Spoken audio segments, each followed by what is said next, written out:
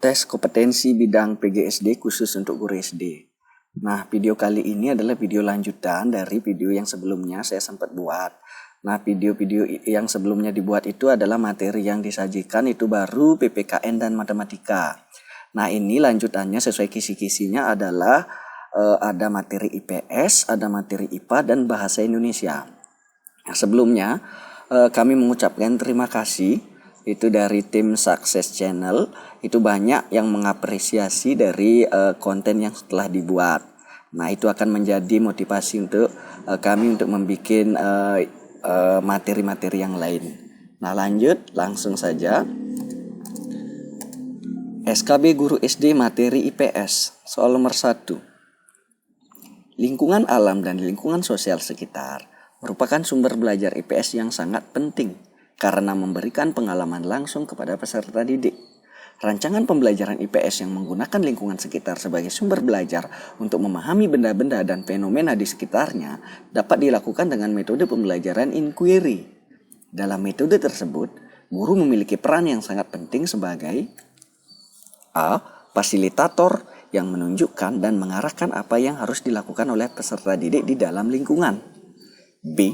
Manajer yang mengatur dan mengelola sumber belajar, waktu, dan mengorganisir kelas dalam kegiatan belajar di dalam lingkungan. C. Administrator yang bertanggung jawab terhadap kegiatan di lingkungan sekitar sekolah. D. Motivator yang memberikan rangsangan kepada siswa agar dapat berpikir dengan aktif dan kreatif untuk mempelajari benda-benda yang ada di lingkungan sekitar. E. Sumber informasi yang memberikan penjelasan dan informasi berkaitan dengan fenomena yang ada di lingkungan. Nah, kita cek jawabannya. Opsi yang benar adalah opsi A. Sebagai fasilitator yang menunjukkan dan mengarahkan apa yang harus dilakukan oleh peserta didik di dalam lingkungan.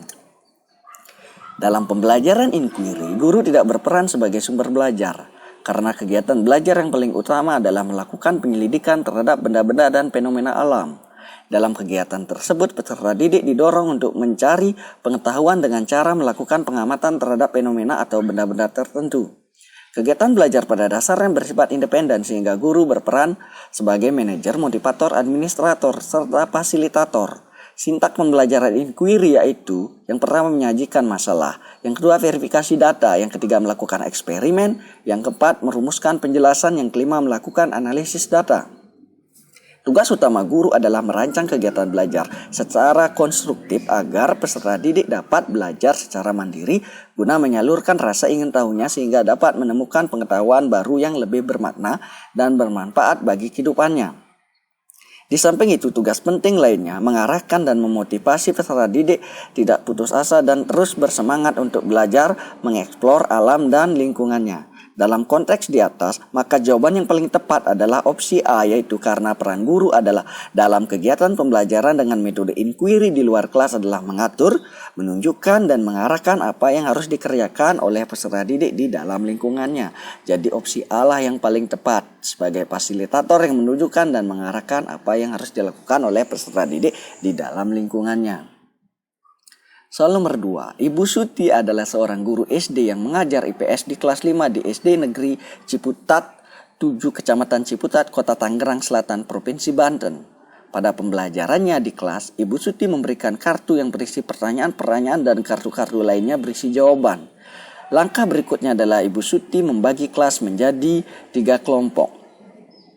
Kelompok pertama merupakan kelompok pembawa kartu-kartu berisi pertanyaan-pertanyaan. Kelompok kedua adalah kelompok membawa kartu-kartu berisi jawaban. Sedangkan kelompok ketiga adalah kelompok penilai. Dilihat dari proses pembelajarannya, Ibu Suti telah melaksanakan model A. Mencari kesamaan konsep, B.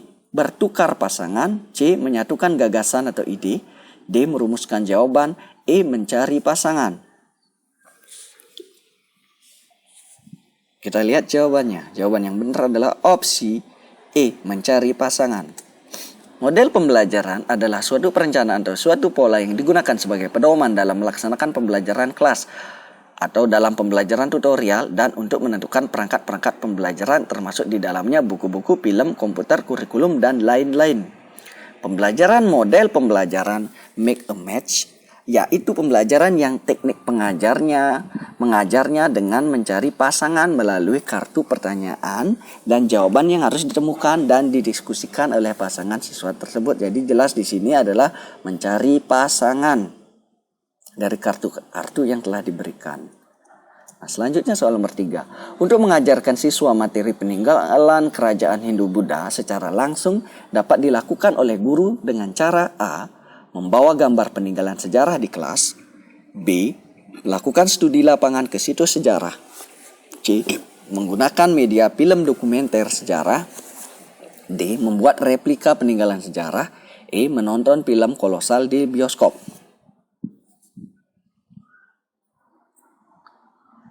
Nah, kita lihat jawabannya adalah opsi B. Melakukan studi lapangan ke situs sejarah.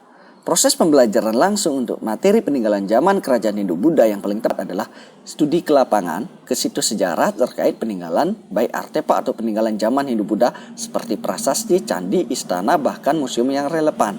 Sumber yang sifatnya gambar, film dokumenter, membuat replika tidak bisa digunakan pembelajaran langsung. Nah, selanjutnya soal nomor 4. Jika guru IPS akan mengajarkan materi tentang keterampilan mengidentifikasi pergerakan matahari dan pengaruhnya pada musim di Indonesia, maka media pembelajaran berbasis IT yang utama adalah A. Peta benda-benda langit. B. Google Map berbasis Android. C. Peta tematik berbasis Android. D. Peta buta berbasis multimedia. E. Animasi tentang revolusi bumi.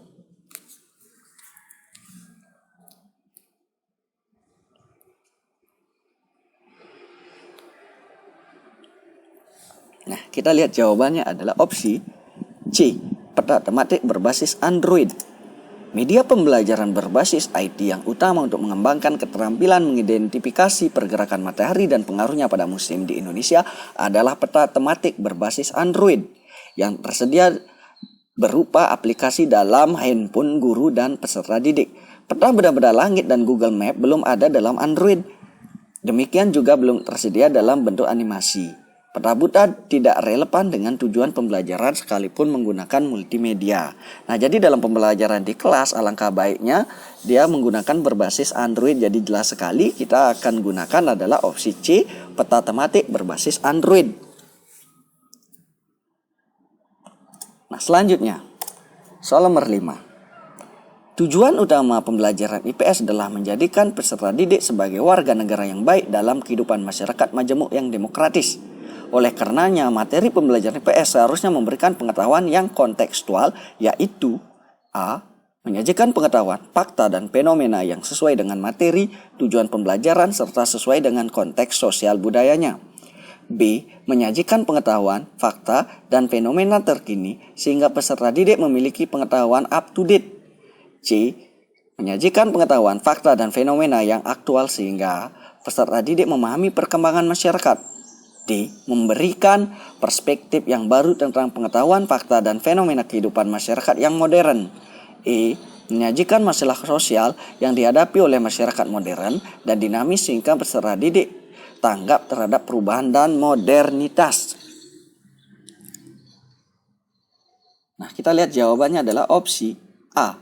Menyajikan pengetahuan, fakta, dan fenomena sesuai dengan materi, tujuan pembelajaran, serta sesuai dengan konteks sosial budayanya. Nah, pembelajaran IPS yang kontekstual, yaitu pembelajaran yang menyajikan fakta, konsep, dan serta fenomena sosial dan budaya yang benar-benar terjadi di dalam masyarakat dan sesuai dengan kehidupan nyata peserta didik. Pembelajaran kontekstual diharapkan memberikan pengetahuan yang praktis bagi peserta didik untuk dapat memahami dan mengatasi masalah sosial yang dihadapinya. Dalam merancang pembelajaran, semestinya guru memilih dan menyesuaikan dengan tujuan pembelajaran. Nah, ini kata kuncinya. Maka dari itu jawaban yang paling tepat adalah opsi A. Menyajikan pengetahuan, fakta, dan fenomena sesuai dengan materi, tujuan pembelajaran, serta sesuai dengan konteks sosial budayanya.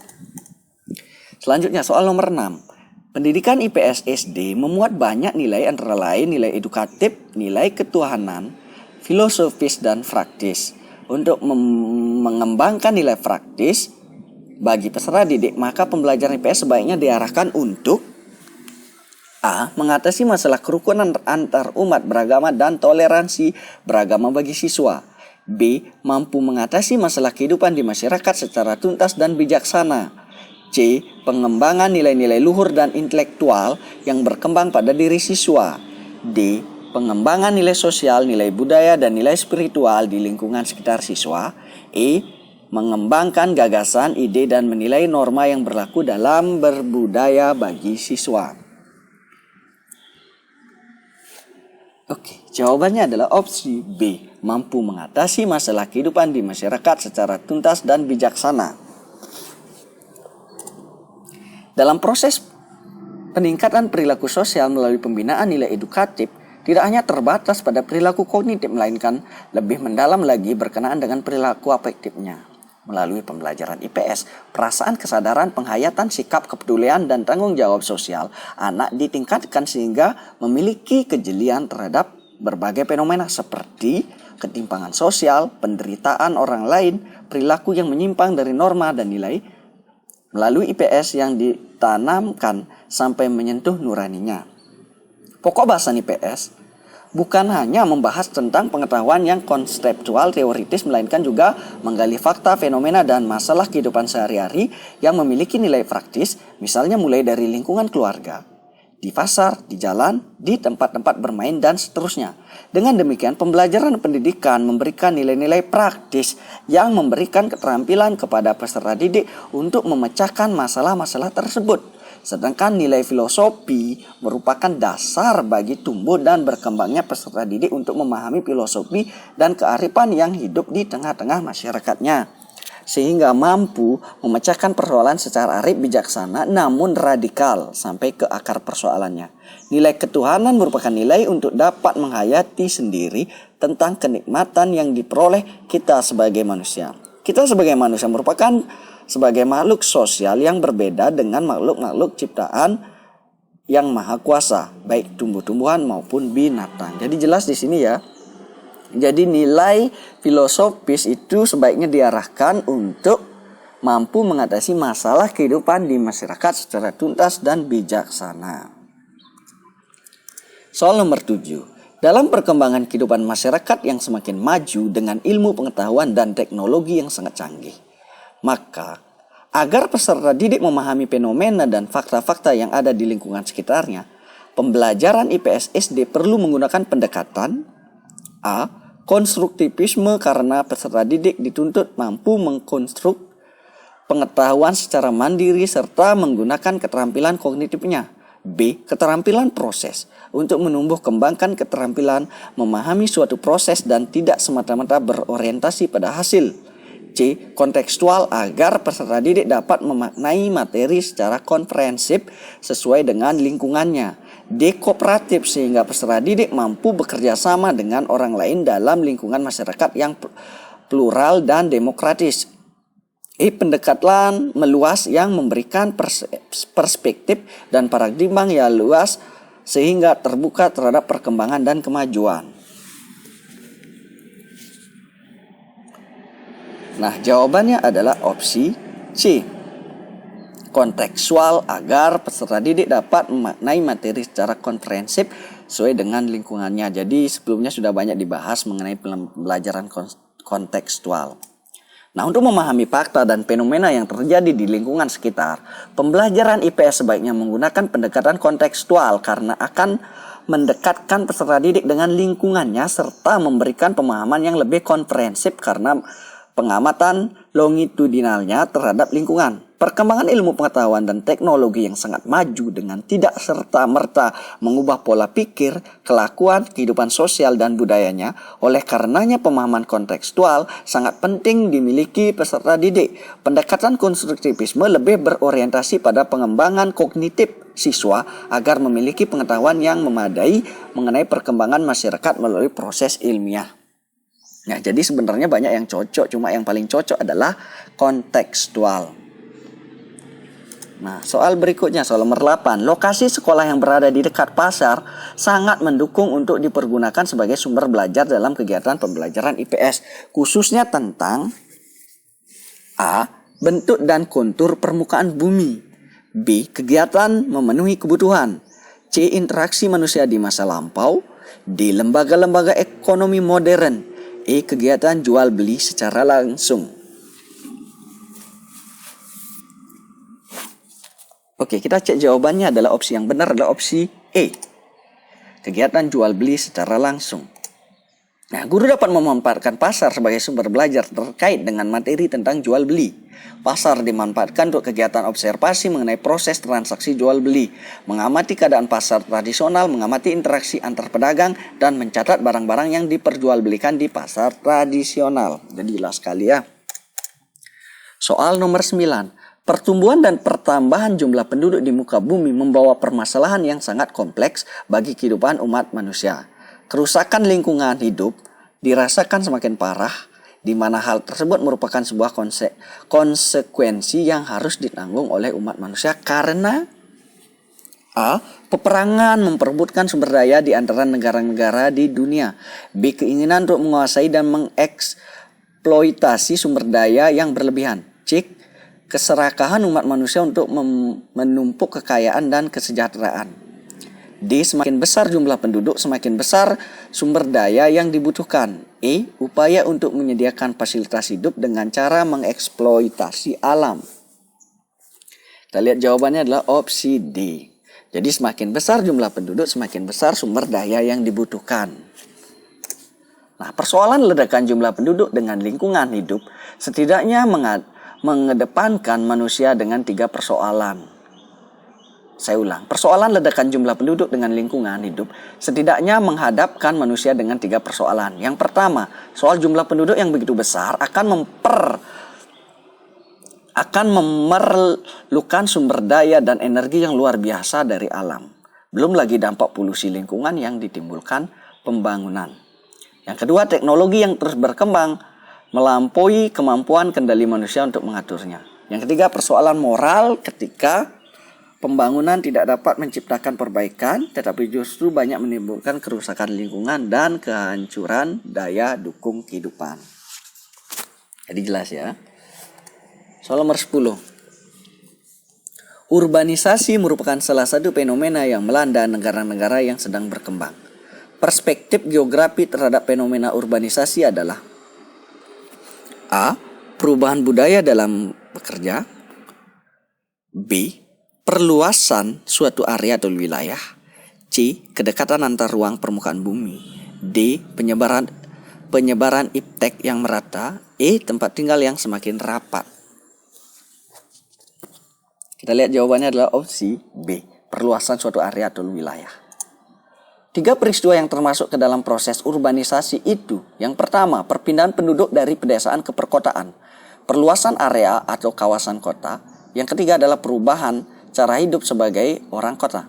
Dalam keadaan yang demikian, perspektif geografi tidak lagi hanya terbatas pada ruang yang disebut kampung atau perkampungan, melainkan terdorong pada kawasan-kawasan yang lebih luas. Perkembangan dan perubahan sosial, ekonomi, dan budaya yang mendorong seseorang untuk bekerja di kota atau mencari kehidupan yang lebih baik di kota. Sebagai pusat kegiatan ekonomi dan pendidikan, kota tentunya menjadi magnet yang sangat menarik sehingga pemukiman di perkotaan mengalami perluasan. Jadi jelas di sini ya. Jadi perspektif geografi terhadap fenomena urbanisasi adalah perluasan suatu area atau wilayah. Soal nomor 11. Dampak positif perkembangan dan penerapan ilmu, pengetahuan, dan teknologi terhadap masalah lingkungan hidup adalah memunculkan kajian tentang A. Kawasan industri baru. B. Pemberdayaan lingkungan. C. Ide dan gagasan baru. D. Pengembangan temuan baru. E. Budaya imajiner yang interaktif. Oke, kita cek jawabannya adalah opsi A. Kawasan industri baru. Dampak positif penerapan teknologi bagi lingkungan hidup dalam bidang industri adalah diperluasnya lapangan kerja dengan berdirinya industri atau pabrik baru. Perkembangan industri bertambah baik misalnya dengan penelitian dan pengembangan di bidang industri transportasi elektronika dan industri rekayasa. Berkembangnya tanaman sebagai bahan baku industri, kapas untuk industri tekstil, kayu sengon, dan pinus untuk industri kertas. Bidang pertanian, bertambahnya varietas baru dan unggul. Peningkatan hasil produksi pertanian, dikenal dan dipakainya alat-alat pertanian modern, dan dikenalnya sistem pemupukan dan obat-obatan hama, pemberantasan hama dengan pesawat terbang di perkebunan. Jadi jelas di sini ya. Jadi dampak positif perkembangan dan penerapan ilmu pengetahuan dan teknologi terhadap masalah lingkungan hidup adalah memunculkan kajian tentang kawasan industri baru. Soal nomor 12. Bangsa Indonesia merupakan bangsa yang majemuk dengan berbagai suku bangsa, bahasa, tradisi, dan budayanya. Kemajemukan suku bangsa di Indonesia dipengaruhi oleh faktor-faktor berikut. A. Persatuan, kondisi geografis, letak kepulauan. B. Solidaritas, letak kepulauan, iklim. C. Integrasi, keadaan geografis. D. Integrasi, solidaritas, kondisi geografis. E. Geografis, kultur setempat, adat istiadat.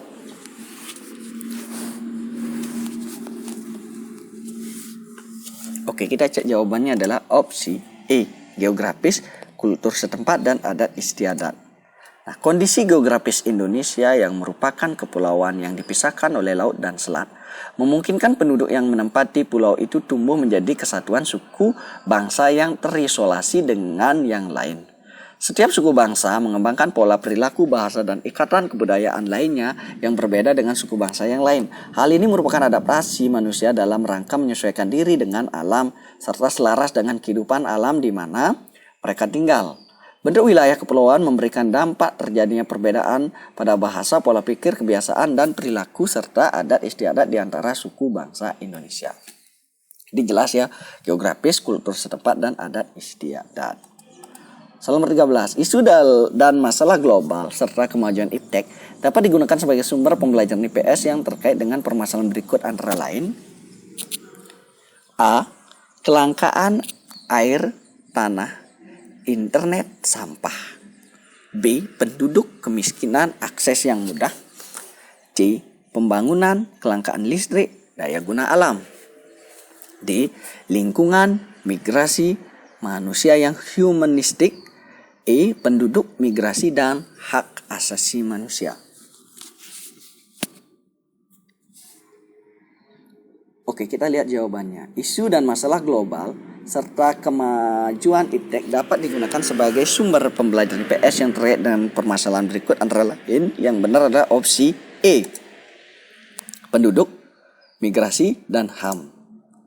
Nah, masalah penduduk bukan hanya masalah nasional bangsa Indonesia, melainkan juga masalah bagi bangsa-bangsa lain. Persoalan ketidakseimbangan antara pertumbuhan dan jumlah penduduk dengan ketersediaan bahan pangan, lapangan kerja, serta perumahan, pemukiman yang merupakan masalah kesejahteraan bukan hanya menimpa bangsa Indonesia namun masalah global.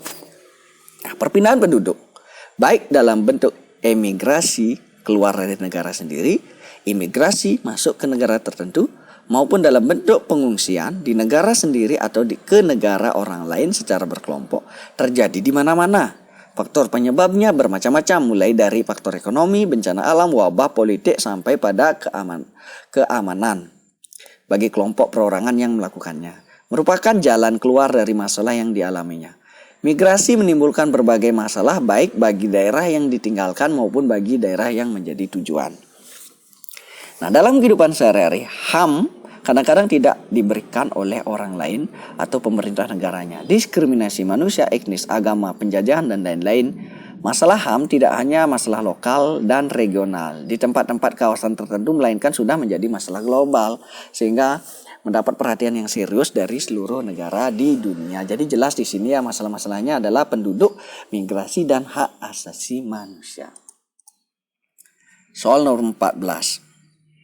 Pembelajaran IPS di SD menganut paham demokrasi, integralistik, kebangsaan, solidaritas, dan teokrasi. Pernyataan yang paling benar tentang paham integralistik adalah A. Pancasila sebagai asas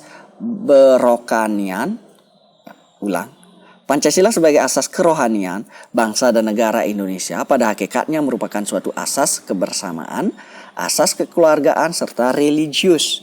B. Negara merupakan suatu kesatuan bagi semua golongan dan tidak memihak pada suatu golongan.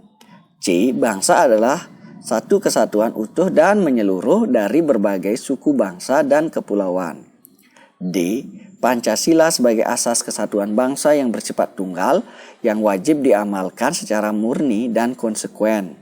E. Negara merupakan kekuatan bagi warganya untuk hidup dan saling menghargai satu sama lain. Kita lihat jawabannya adalah opsi E. Negara merupakan kekuatan bagi warganya untuk hidup dan saling menghargai satu sama lain. Nah, paham integralistik yang terkandung dalam Pancasila meletakkan asas kebersamaan hidup, mendambakan keselarasan dalam hubungan antar individu maupun masyarakat. Dalam pengertian ini, paham negara integralistik tidak memihak kepada yang kuat, tidak mengenal dominasi mayoritas, dan juga tidak mengenal tirani minoritas. Maka di dalamnya terkandung nilai kebersamaan kekeluargaan, kebineka tunggal ikaan, nilai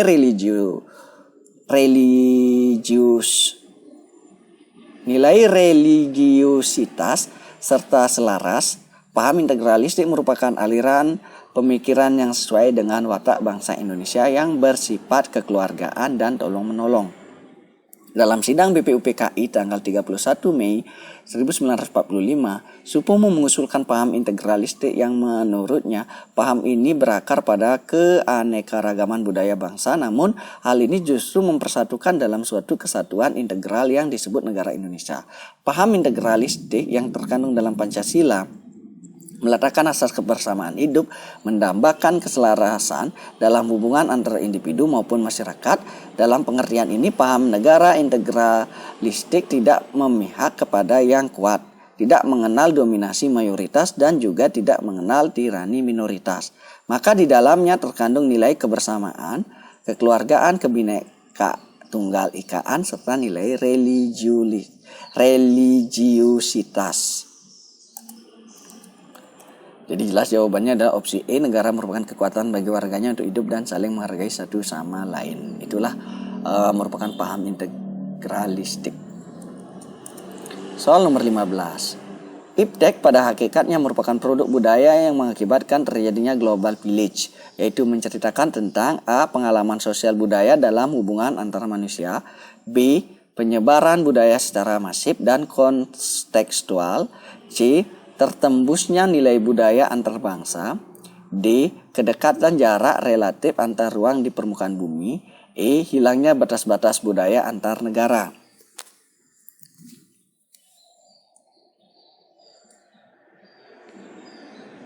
Ya, jawabannya adalah opsi D. Kedekatan jarak relatif antar ruang di permukaan bumi. Global Village menjelaskan bahwa tidak ada lagi batas waktu dan tempat yang jelas. Informasi dapat berpindah dari satu tempat ke belahan dunia lain dalam waktu yang sangat singkat menggunakan teknologi internet. Nah, itu tadi mengenai SKB Guru SD materi IPS.